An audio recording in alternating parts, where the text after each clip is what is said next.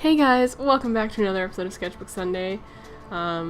This week I just was listening to some of the artists that I don't listen to all that much because I'm going to the Escapade this weekend, and yeah, I just wanted to make sure I know who I like so that I'm at the right stage at the right time, and it made me want to draw like your typical neon raviness, so that's what I did.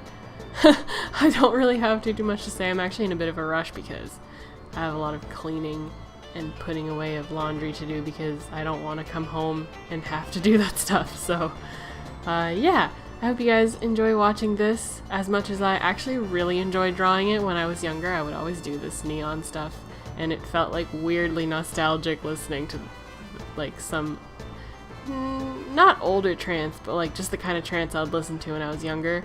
And drawing the neon stuff, it's freaking crazy. Like, I was in 9th grade when A State of Trance 100 came out, and now they're at like 870 or something like that. Like, I'm gonna see that live. I mean, I don't think he's gonna do A State of Trance there, but like, I'm still gonna I'm gonna see him live. I just can't believe it. Okay, I'm gonna stop now and let you guys just watch the drawing because I have to go and finish some errands.